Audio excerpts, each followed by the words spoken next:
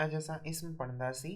इस्म व्याकरण जो ऐं ख़ासि करे सिंधी व्याकरण जो ॾाढो ई अहम मौज़ू आहे। इस्म खे हिंदीअ में संज्ञा चइबो आहे ऐं इंग्लिश में नाउन चइबो आहे।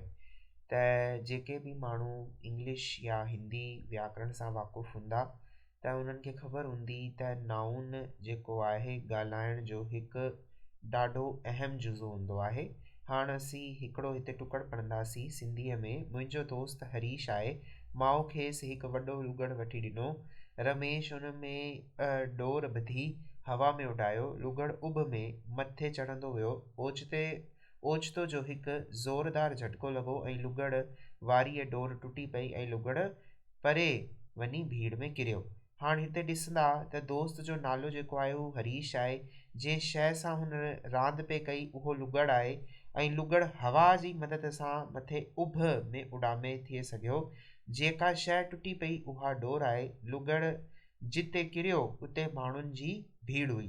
त इहे जेका लफ़्ज़ इस्तेमालु थिया आहिनि, हरीश, लुगड़, उभ, भीड़, डोर, हवा, इहे सभु जेका आहिनि इहे संज्ञा शब्द आहिनि या ईअं चइजे इस्म आहिनि इहे सभु शब्द या लफ़्ज़।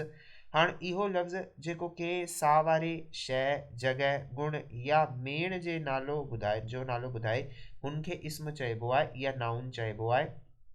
सिंधी में नाउन खे ई इस्म चइबो आहे। हाणे मथे टुकर में इहे जेके सभु लफ़्ज़ हुआ इहे सभु इस्म आहिनि। हाणे असीं इस्म जो अभ्यास कंदासीं।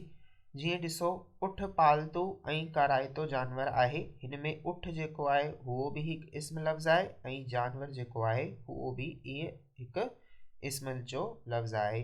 कननि खां सवाइ निम जा पन हुनखे जाम वणंदा आहिनि।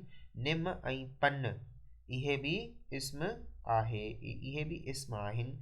हाणे क्रिकेट, रांदि, भारत इहे बि इस्म आहे।